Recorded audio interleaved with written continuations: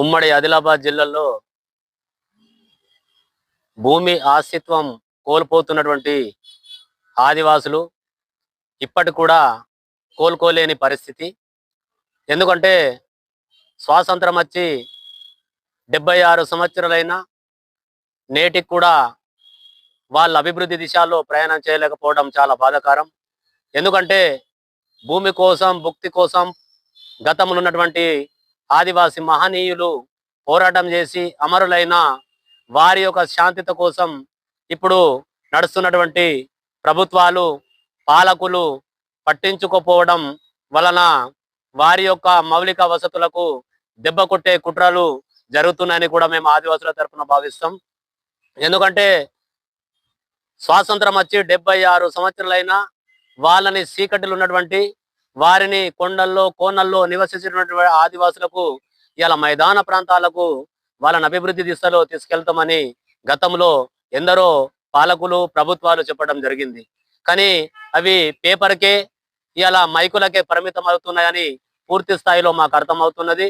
ఎందుకంటే ఇప్పుడున్నటువంటి ప్రభుత్వాలు కనీసం ఏదైతే కేంద్ర ప్రభుత్వం కానీ రాష్ట్ర ప్రభుత్వం కానీ ఇలా కొండల్లో కోనల్లో ఉన్నటువంటి వారికి సెల్ టవర్లు లేని వారికి ఇలా సెల్ టవర్లు కనెక్షన్లు ఇస్తామని చెప్పుకుంటున్నారు. మరి వాళ్లకు సోలార్ సిస్టమ్ పెట్టి వాళ్లకు వెలుతురుని అందిస్తామని చెప్తున్నారు. కానీ అవి ఎక్కడ కూడా ఏం జరుగుతలేవు. శుద్ధమైన నీరు కానీ, విద్య కానీ, వైద్యం కానీ ఇది పూర్తి స్థాయిలో అందిస్తామని చెప్తున్నారు. కానీ ఎక్కడ కూడా ఇవి అందుతలేవని కూడా స్పష్టంగా మాకు అర్థమవుతున్నది.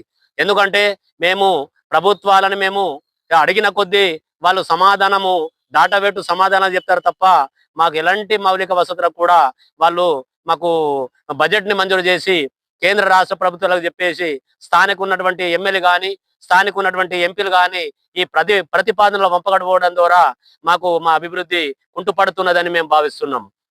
ఎందుకంటే మొన్న 49 జీవోని తెచ్చి ఇలా 49 జీవోని యథావిధిగా కొనసాగించాలని దాన్ని పూర్తిగా నివారణ చేయాలని మేము చెప్పేస్తే యథావిధిగా తాత్కాలికంగా చెప్పడం అది మంచి పద్ధతి కాదు. ఎందుకంటే అది పూర్తిగా మాకు 49 జీవో ఆదివాసులకు పూర్తిగా వ్యతిరేకం ఉన్నదని కూడా గతంలో అన్ని సంఘాలు కూడా జిల్లా వ్యాప్తంగా కూడా అన్ని సంఘాలు సిపిఎం, సిపిఐలు ఇవన్నీ కూడా దాన్ని వ్యతిరేకించినాయి. కాబట్టి అది శాశ్వతంగానే తొలగించాలని కూడా ఆ డిమాండ్ కొనసాగుతున్నది. మరి మా భూమి అస్తిత్వం, మరి మా మా మానవత్వం ఉన్నటువంటి అస్తిత్వాలు, మా సంస్కృతి సాంప్రదాయాలు ఇవన్నీ కూడా అడవిలో కొండల్లో కోనల్లో ముడిపడి ఉంటాయి. కాబట్టి దీన్ని పూర్తి స్థాయిలో ఎంక్వైరీలు జరిగి దీనిపైన చర్యలు చేయాలని కూడా మేము ప్రభుత్వాన్ని డిమాండ్ చేస్తున్నాం. ఎందుకంటే మా భూమితోటే మా బతుకులు, మా కుటుంబములు, మేము కుటుంబాలను పోషించేది కూడా మా భూమితోటే మా అడవి తల్లిని నమ్మి బతుకుతాం. 6 నెలలు అడవి తల్లి ఒడిలో మేము బతికే వాళ్ళం. 6 నెలలు మేము భూమిలో ఉన్నటువంటి పంట పొలాలు సేకరించి బతికే వాళ్ళం. మరి ఇలాంటి భూములలో ఉన్నటువంటి మేము కోల్పోతే మా బతుకులు ఏం కావాలి? ఇవాళ విద్యకు మా పిల్లలు ఇంటర్ డిగ్రీ చదువుకుంటే వాళ్లకు మెరిట్ ప్రకారం ఉద్యోగాలు ఇస్తారని ఇవాళ ఐటెక్ యుగంలో చదువుకున్నటువంటి విద్యార్థులకు పోటీ పడి ఇవాళ మెరిట్ పెట్టేసి మా వాళ్ళని తొలగించే ప్రయత్నాలు చేస్తున్నారు. ఇవాళ మాకు ఉన్నటువంటి వాళ్ళ అర్హతకు తగ్గట్టు ఈ inter, DEd, BEd, inter, degree చదువుకున్న వాళ్లకు ఏజెన్సీ ప్రాంతంలో ఉన్నటువంటి మా హక్కులు ఉన్నాయి. కాబట్టి వాళ్ళకి ఉద్యోగాలని ఎన్నోసార్లు మా దళిత సంఘాలు, గిరిజన సంఘాలు పోరాటాలు చేసే ఇప్పటి కూడా మాకు ఉద్యోగాలు ఇవ్వని పరిస్థితి ఉన్నది. ఇవాళ ఏదైతే సిఆర్టీలో మా వాళ్ళు మొన్న 1000 పోస్టులు ఇచ్చారు, మీరు దాంట్లో ఎక్కడ కూడా సరిపోలేవి. ఇంకా ఒక 1000 పోస్టులు ఇస్తే మా వాళ్ళకు ఆ ఉద్యోగాలలో కనీసం వాళ్ళ కుటుంబాలను పోషించగలుగుతారు. కానీ ఆ పోస్టులు కూడా దిక్కు లేకుండా పోతున్నాయి. మరి దీని మీద విచారణ జరిపి మరి చర్యలు తీసుకుంటారని కూడా నేను రాష్ట్ర ప్రభుత్వానికి మేము డిమాండ్ చేస్తున్నాం. ఎందుకంటే ఇవాళ భూమి కోల్పోవడం చాలా బాధాకరమైనటువంటి విషయం. ఇవాళ ఎందరో త్యాగమూర్తులు చేస్తే ఆ భూమి సంపాదన ఆదివాసులకు కట్టబెట్టి ఇవాళ అమరులైతే ఆ భూమిని కేంద్ర ప్రభుత్వము పులుల పేరుతోటి తెచ్చేసి వాళ్ళ నడువి నుంచి నెట్టివేసే 49 జీవన అడ్డం పెట్టుకొని నెట్టేసే ప్రయత్నం చేస్తే మొన్న దాన్ని తాత్కాలికంగా ఆపేసిండ్రు. మరి ఇలాంటివి చేసుకుంటా పోతే ఇలా స్వాతంత్రం మాకొచ్చిందా మీకొచ్చిందా అనేది కూడా మాకు ఆదివాసుల స్పష్టమై అర్థమవుతున్నది. స్వాతంత్రం ఎందుకు వచ్చింది? సొంతగా మన దేశంలో మనకు వచ్చింది, ఉద్యోగం వచ్చింది, మనకు ఉపాధి వచ్చింది, వ్యవసాయ రంగం వచ్చింది.